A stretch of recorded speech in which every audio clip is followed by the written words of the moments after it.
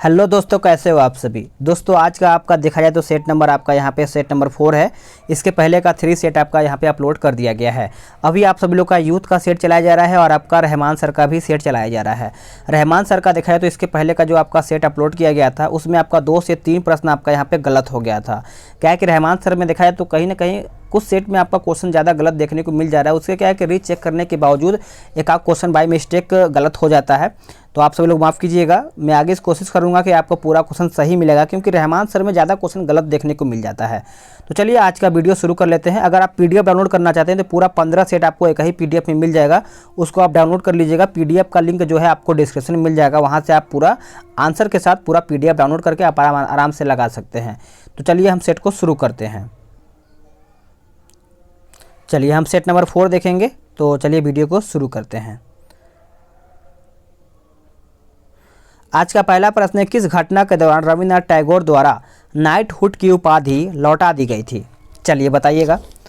तो इसका सही आंसर आपका हो जाएगा आपका ऑप्शन सी, जलियांवाला बाग हत्याकांड हो जाएगा। ऑप्शन आपका सी हो जाएगा। अगला प्रश्न है कि महात्मा गांधी ने दांडी मार्च प्रारंभ किया था किसके लिए?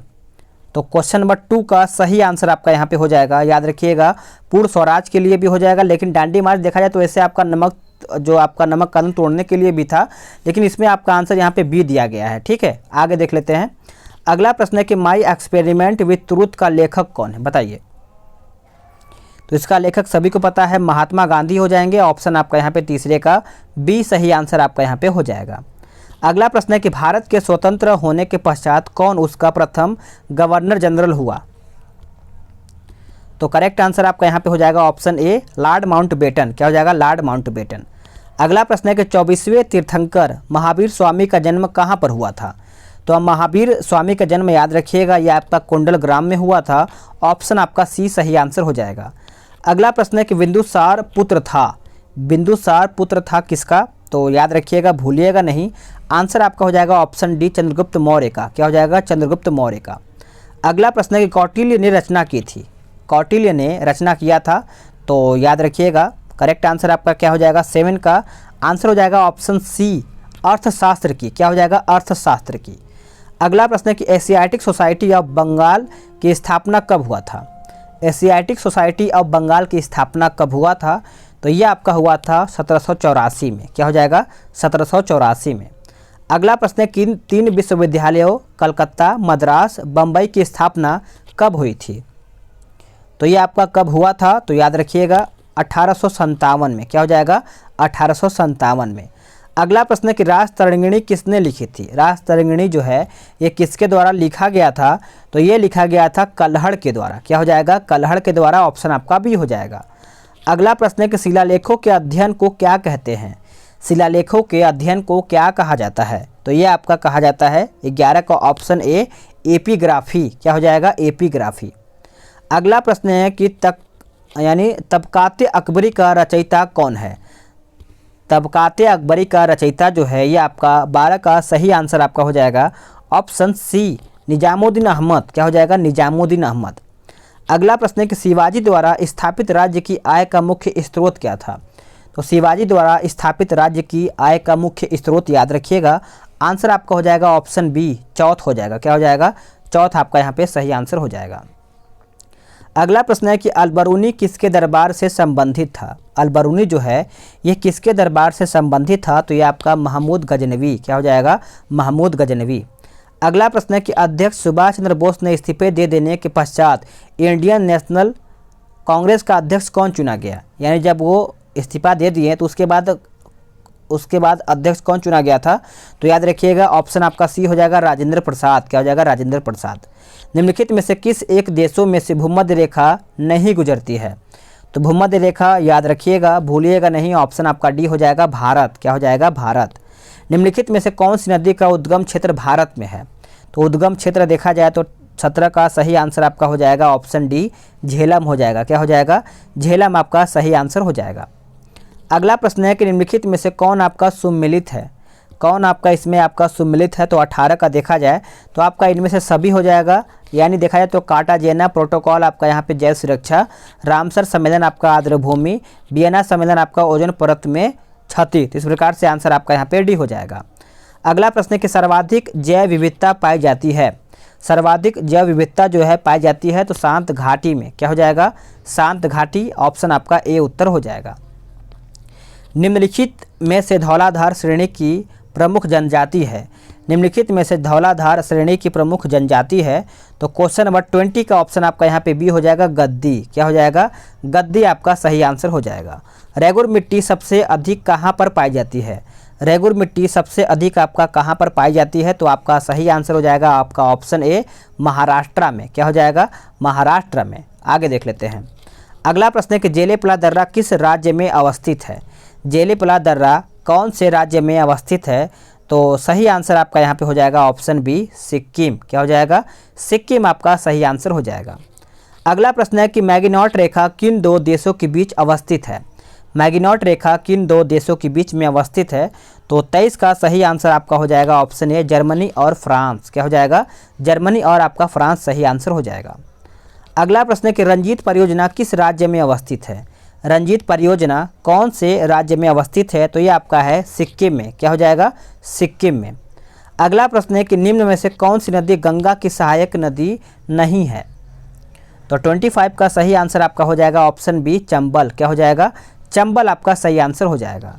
अगला प्रश्न है कि चक्रीय बेरोजगारी के संदर्भ में निम्नलिखित कथनों पर विचार करके बताइए, तो आप दोनों में से बता सकते हैं आपका इनमें से कौन सा एक है जो सही है, तो देखा जाए तो आपका ऑप्शन ए हो जाएगा, यानी चक्रीय बेरोजगारी मुख्यतः अर्थव्यवस्था में चक्रीय उतार चढ़ावों एवं व्यापार चक्र से संबंधित होती है, तो ऑप्शन आपका यहाँ पे 1 दिया गया, लेकिन ऑप्शन ए में आपका 1 दिया गया है, ठीक है। आगे देख लेते हैं। तो यहाँ पे देख पा रहे होंगे आपका यहाँ पे ए है, हो जाएगा ऑप्शन। अगला प्रश्न है किसी अर्थव्यवस्था में ऐसी स्थिति जब मुद्रास्फीति और बेरोजगारी दोनों उच्च स्तर पर हो उसे हम क्या कहते हैं, या फिर उसे क्या कहा जाता है, तो ये आपका कहा जाता है, याद रखिएगा, स्टैगफ्लेशन हो जाएगा, ऑप्शन आपका बी हो जाएगा। अगला प्रश्न है कि निम्नलिखित युग्मों में से कौन आपका सम्मिलित है, आपका समिति और आपका संबंधित क्षेत्र दिया गया है, तो 28 का सही आंसर आपका केवल 3 हो जाएगा, यानी पीजे नायर समिति बैंकिंग हो जाएगा, पीजे नायर समिति बैंकिंग हो जाएगा। अगला प्रश्न है 29 देख लेते हैं कि निम्नलिखित में से कौन आपका सम्मिलित सही है, तो 29 का सही आंसर आपका देखा जाए तो क्या हो जाएगा, याद रखिएगा, भूलिएगा नहीं, ऑप्शन आपका यहाँ पे 1, 2, 4 हो जाएगा, यानी ओस्लो नॉर्वे, उसके बाद आपका वारसा पोलैंड, चौथा आपका है हैंगसेंग हांगकांग हो जाएगा, तो इस प्रकार से आंसर आपका डी हो जाएगा। अगला प्रश्न है कि भारत में प्रत्येक वित्तीय वर्ष होता है, भारत में प्रत्येक वित्तीय वर्ष होता है, तो सही आंसर आपका 1 अप्रैल से 31 मार्च तक। अगला प्रश्न देख लेते हैं। अगला प्रश्न क्या है कि निम्नलिखित में से किस राज्य में सर्वाधिक शहरी जनसंख्या निवास करती है, तो शहरी जनसंख्या याद रखिएगा आपका ऑप्शन ए हो जाएगा, महाराष्ट्र, क्या हो जाएगा, महाराष्ट्र। अगला प्रश्न है कि निम्नलिखित में से किसके संदर्भ में एम्बर बॉक्स, ब्लू बॉक्स और ग्रीन बॉक्स शब्द प्रयुक्त होते हैं, तो 32 का सही आंसर आपका यहाँ पे हो जाएगा, याद रखिएगा, WTO मामला हो जाएगा, ए आपका सही आंसर हो जाएगा। अगला प्रश्न है 33 देख लेते हैं, एक सेकेंड। इसमें बोला गया है कि निम्नलिखित में से कौन सा जनसंख्या के व्यावसायिक ढांचे को व्यक्त करता है, तो व्यावसायिक ढांचे को व्यक्त करता है तो आपका ऑप्शन सी हो जाएगा, विभिन्न व्यवसायों में कार्यकारी जनसंख्या का वितरण, ऑप्शन आपका सी हो जाएगा। अगला प्रश्न है कि आर्थिक क्रियाकलाप के अंतर्गत तृतीय क्षेत्र में सम्मिलित हैं, तो 34 का देखा जाए तो आपका क्या होगा, तो 34 का सही आंसर आपका यहाँ पे हो जाएगा आपका ऑप्शन डी, 1, 2, 3, 4, बैंकिंग, शिक्षा, स्वास्थ्य और आपका यहाँ पे संचार भी हो जाएगा। चलिए आगे देख लेते हैं। अगला प्रश्न है 35 देख लेते हैं कि निम्नलिखित कथनों पर विचार करके बताइएगा। 35 का बताइए इसका आंसर क्या होगा। तो देखा जाए तो आपका साधन उत्पादन लागत पर राष्ट्रीय आय में अप्रत्यक्ष करों को छोड़ करके सब्सिडी को शामिल किया जाता है। और तीसरा कहता है कि मूल्यह्रास की समायोजित गणना करने के बाद शेष बचने वाला सकल घरेलू उत्पाद की निव्वल घरेलू उत्पाद। इस प्रकार से आंसर आपका यहाँ पे सी हो जाएगा।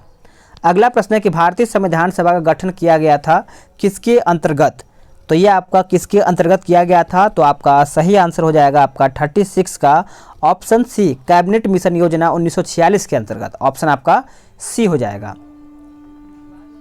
अगला प्रश्न है कि भारतीय संविधान के निर्माण के समय संवैधानिक सलाहकार कौन थे, तो संवैधानिक सलाहकार सभी को पता है, ऑप्शन आपका यहाँ पे क्या हो जाएगा 37 का देखा जाए तो आपका यहाँ पे BN राव हो जाएगा, ऑप्शन आपका C हो जाएगा।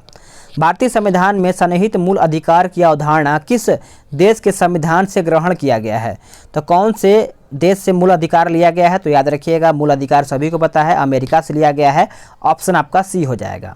भारतीय संविधान का कौन सा भाग संविधान की आत्मा कहलाता है? तो संविधान की आत्मा कहलाता है आपका संवैधानिक उपचारों का अधिकार, ऑप्शन आपका यहाँ पे D सही आंसर हो जाएगा। समान कार्य के लिए समान वेतन भारत के संविधान में सुनिश्चित किया गया था, बताइएगा। तो क्वेश्चन नंबर 40 का सही आंसर आपका यहाँ पे क्या हो जाएगा? तो राज्य की नीति निर्देशक सिद्धांतों का अंग, ऑप्शन आपका यहाँ पे B सही आंसर हो जाएगा। अगला प्रश्न है कि यदि भारत के राष्ट्रपति का पद रिक्त हो जाए और कोई उपराष्ट्रपति भी न हो तब निम्न में से कौन सा कार्यवाहक राष्ट्रपति होगा? मान के चलिए अगर राष्ट्रपति का पद नहीं है, उस राष्ट्रपति भी नहीं है, उस टाइम उपराष्ट्रपति भी नहीं है, तो देखा जाए तो आपका यहाँ पे सर्वोच्च न्यायालय का मुख्य न्यायाधीश आपका यहाँ पे कार्यकाल संभालता है। अगर मान लीजिए अगर ये भी नहीं है तब कौन संभालेगा? तो आप कमेंट करके बताइएगा, देखते हैं कौन आंसर करता है, ठीक है, बताइएगा। अगर मान के चलिए वो भी नहीं है, सर्वोच्च न्यायालय का मुख्य न्यायाधीश भी नहीं है, तो कौन कार्यकाल संभालेगा? अगला प्रश्न है कि भारतीय संविधान के किस अनुच्छेद के अंतर्गत राष्ट्रपति संसद के दोनों सदनों द्वारा पारित किसी बिल पर अपनी स्वीकृति रोक सकते हैं? तो 42 का सही आंसर आपका हो जाएगा अनुच्छेद 111, ऑप्शन आपका D हो जाएगा। यदि राष्ट्रपति ने संसद के संयुक्त सत्र के लिए अधिसूचना जारी कर दी और इस बीच लोकसभा विघटित हो जाए तो क्या होगा? तो क्या हो जाएगा? तो याद रखिएगा संयुक्त सत्र निरस्त हो जाता है, ऑप्शन आपका यहाँ पे B सही आंसर हो जाएगा।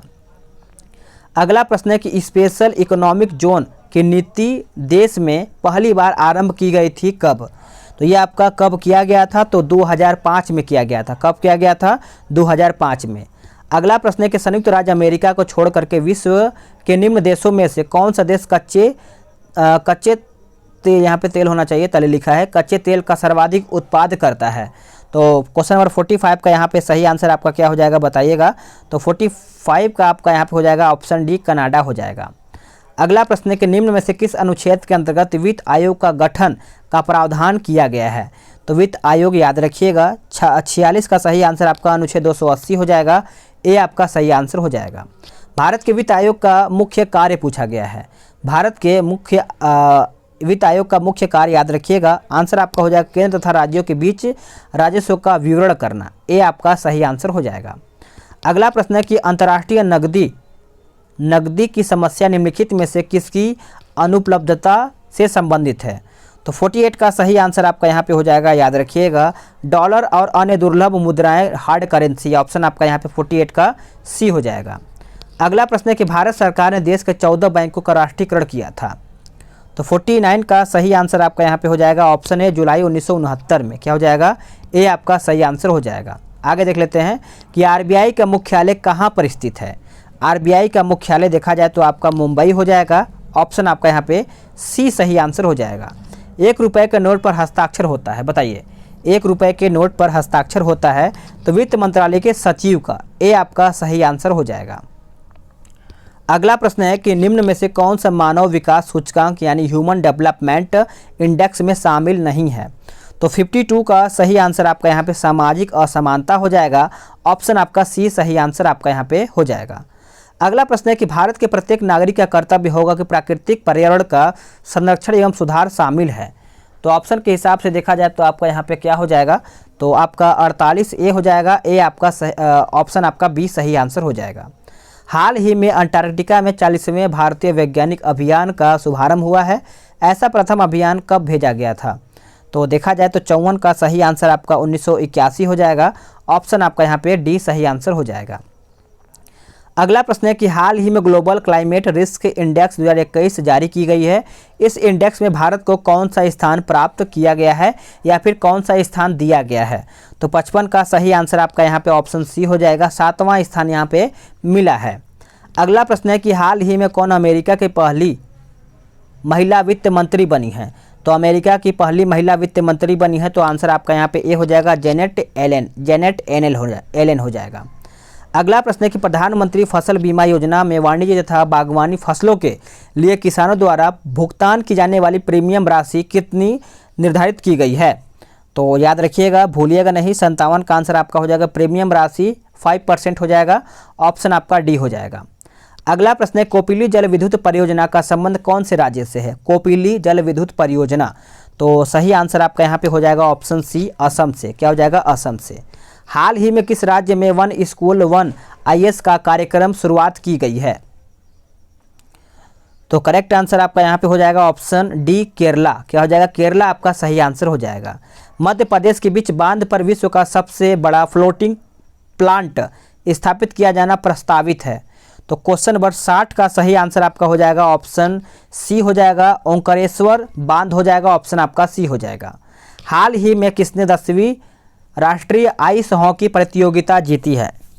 तो क्वेश्चन नंबर 61 का ऑप्शन आपका बी हो जाएगा, भारतीय तिब्बत सीमा, यानी यहाँ पे ITBP हो जाएगा, याद रखिएगा, इंडियन, यहाँ पे भारतीय तिब्बत सीमा पुलिस, ठीक है, आप याद रखिएगा। हाल ही में चींटी की नई प्रजाति उकेरिया जोशी किस राज्य में खोजी गई है? तो ये आपका देखा जाए तो 62 का सही आंसर आपका यहाँ पे हो जाएगा ऑप्शन ए, केरल में खोजा गया है, ए आपका सही आंसर हो जाएगा। हाल ही में किस राज्य ने बेस्ट इलेक्टोरल प्रैक्टिस के लिए वर्ष 2020 का राष्ट्रीय पुरस्कार जीता है? तो आंसर याद रखिएगा, आंसर आपका हो जाएगा ऑप्शन बी, मेघालय हो जाएगा। हाल ही में इकोनॉमिस्ट इंटेलिजेंस यूनिट द्वारा जारी एशिया प्रशांत व्यक्तिगत स्वास्थ्य सूची में भारत को कौन सा स्थान दिया गया है? तो कौन सा स्थान यहाँ पर दिया गया है? तो याद रखिएगा, भूलिएगा नहीं, 64 का आंसर आपका यहाँ पे डी हो जाएगा, 10वां। क्या हो जाएगा? 10वां। हाल ही में भारत के किस नगर निगम ने देश के पहले सामाजिक प्रभाव बांड लाने की घोषणा किया गया है? तो 65 का सही आंसर आपका यहाँ पे ए हो जाएगा, पिंपरी चिंचडाड नगर निगम, ऑप्शन आपका ए हो जाएगा। हाल ही में 51वें international film festival of India में किस फिल्म ने गोल्डन पीकॉक अवार्ड जीता है? तो याद रखिएगा, भूलिएगा नहीं, सही आंसर आपका यहाँ पे ए हो जाएगा, into the darkness. Into the darkness हो जाएगा, ऑप्शन आपका ए हो जाएगा। 25 जनवरी को प्रत्येक वर्ष राष्ट्रीय मतदाता दिवस मनाया जाता है, यह किस उपलक्ष्य में मनाया जाता है? तो चलिए हम इसका ऑप्शन देख लेते हैं। तो क्वेश्चन नंबर 67 का सही आंसर बताइए। तो 67 का सही आंसर आपका यहाँ पे ए हो जाएगा, राष्ट्रीय निर्वाचन आयोग की स्थापना के उपलक्ष्य में, ए आपका सही आंसर हो जाएगा। आगे देखेंगे, हाल ही में किस देश ने टेम्पोन टैक्स को ख़त्म कर दिया है? टेम्पोन टैक्स को ख़त्म कर दिया है, तो आपका ऑप्शन सी हो जाएगा, ब्रिटेन। क्या हो जाएगा? ब्रिटेन। नेक्स्ट क्वेश्चन है कि हाल ही में सऊदी अरब ने देश के यानी किस देश के साथ ज़मीनी और हवाई मार्ग खोलने की घोषणा किया है? तो सही आंसर आपका यहाँ पे ऑप्शन सी हो जाएगा, कतर। क्या हो जाएगा? कतर। अगला प्रश्न है कि हाल ही में चर्चा में रहा नाकुला दर्रा किस राज्य में स्थित है? तो नाकुला दर्रा याद रखिएगा, 70 का ऑप्शन आपका सी हो जाएगा, सिक्किम में। क्या हो जाएगा? सिक्किम में। अगला प्रश्न है कि हाल ही में किस स्थान पर देश का सबसे ऊंचा मौसम विज्ञान केंद्र स्थापित किया गया है? तो मौसम विज्ञान केंद्र देखा जाए तो आपका ऑप्शन डी हो जाएगा, लद्दाख में। क्या हो जाएगा? लद्दाख में। मानव में गुणसूत्र संख्या 21 की अतिरिक्त उत्तरदायी है। मानव में गुणसूत्र संख्या 21 की अतिरिक्त उत्तरदायी है, तो 72 का सही आंसर आपका डाउन सिंड्रोम के लिए, ए आपका राइट आंसर हो जाएगा। अगला प्रश्न है कि मानव गतिविधियों को प्रत्यक्ष एवं अप्रत्यक्ष आलम्ब प्रदान करने में उत्पन्न ग्रीन हाउस गैसों की कुल मात्रा को कहते हैं? तो कुल मात्रा को देखा जाए तो आपका कार्बन पदचिन्ह हो जाएगा, ऑप्शन आपका यहाँ पे डी सही आंसर हो जाएगा। निम्नलिखित में से कौन सा कथन कंपोस्ट के संदर्भ में सही नहीं है? तो कंपोस्ट के संदर्भ में देखा जाए तो आपका ऑप्शन ए हो जाएगा, ये आपका सही नहीं है। अगला प्रश्न है कि अम्ल वर्षा यानी एसिड रेन के लिए निम्नलिखित में से कौन सा पर्यावरण प्रदूषण उत्तरदायी है?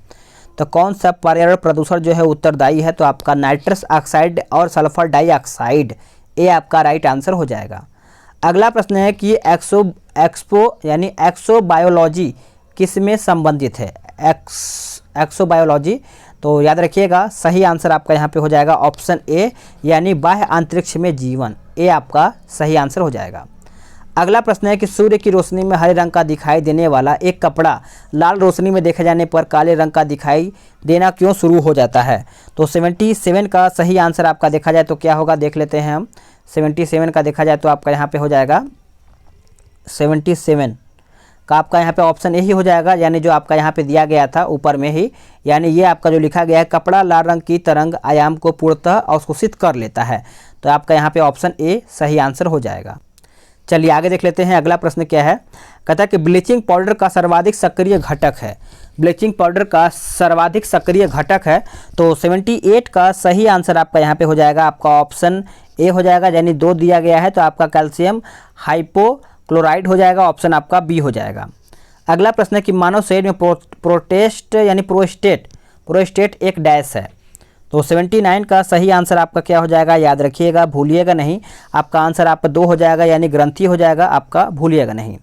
ए बी वर्ग यानी ए बी रक्त वर्ग वाला एक व्यक्ति है। ए बी रक्त वर्ग वाला एक व्यक्ति है, तो क्वेश्चन नंबर 80 का आपका ऑप्शन यहाँ पे देखा जाए तो क्या होगा बताइएगा। 80 का आपका यहाँ पे बी हो जाएगा, यानी किसी भी वर्ग से ये रक्त ले सकता है, ऑप्शन आपका बी हो जाएगा।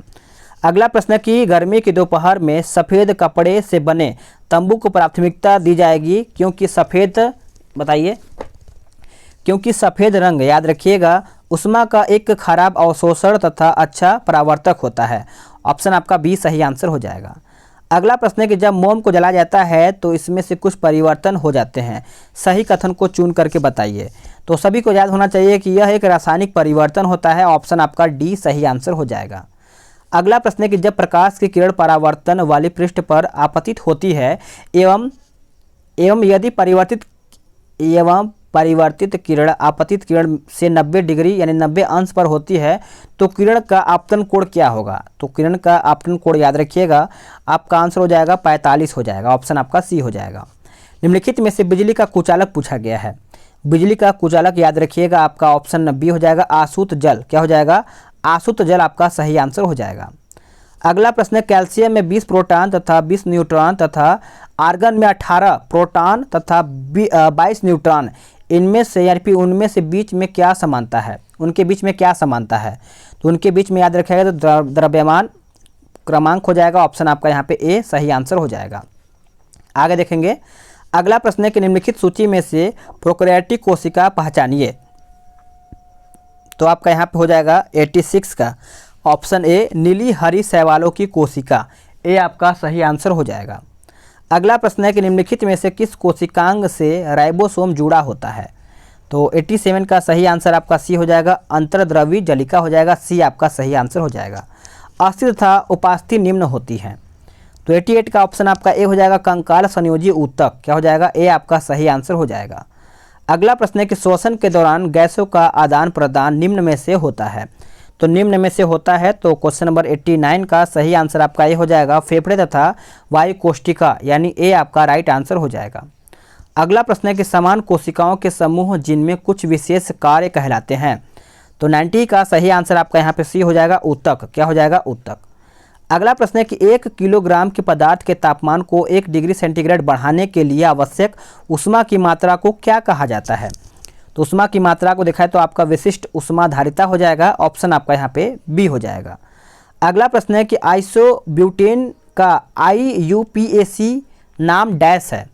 तो इसका नाम डैश है, तो याद रखिएगा आपका 2 मिथाइल प्रोपेन हो जाएगा, ऑप्शन आपका सी हो जाएगा। उस वैज्ञानिक का नाम जिसने प्रथम बार टीके की खोज किया था। तो टीका का खोज किसने किया था, तो याद रखिएगा आपका एडवर्ड जेनर हो जाएगा, ऑप्शन आपका यहाँ पे सी सही आंसर हो जाएगा। हड्डी एक उदाहरण है किसका। तो हड्डी एक उदाहरण है, याद रखिएगा, संयोजी ऊतक का, ऑप्शन आपका यहाँ पे बी सही आंसर हो जाएगा। अब यहाँ पे मैथ्स का क्वेश्चन है, तो मैथ्स का मैं आपको आंसर बता दे रहा हूँ, तो आप इसको सॉल्व कर लीजिएगा। तो इसका आंसर आपका बी हो जाएगा। और देख लेते हैं 96 का क्या दिया गया है। तो 96 का ऑप्शन आपका बी हो जाएगा। 97 भी आप इसको लगाइएगा जरूर, इससे आपको रिवीजन हो जाएगा और कहीं ना कहीं आप एग्जाम में अच्छे से आप इसको लगा पाएंगे। और बात करेंगे क्वेश्चन नंबर 98, तो 98 का आपका ऑप्शन ए हो जाएगा। और 99 का देखा जाए तो आपका 99 का ऑप्शन आपका यहाँ पे ए हो जाएगा। और क्वेश्चन नंबर 100 का ऑप्शन आपका यहाँ पे बी हो जाएगा। तो फ्रेंड्स, आप सभी लोग का यहाँ पे सेट समाप्त होता है। कहीं ना कहीं आप सभी लोग इसको अच्छे से लगाए होंगे। और कल हम देखेंगे सेट नंबर 5 और रहमान सर का भी सेट हम देखेंगे। तो आप वीडियो को शुरू से अंत तक देखिएगा। और हाँ, अगर आप कोई भी सुझाव देना चाहते हो तो आप कमेंट के माध्यम से सुझाव दे सकते हैं। तो चलिए मिलते हैं एक नई वीडियो में।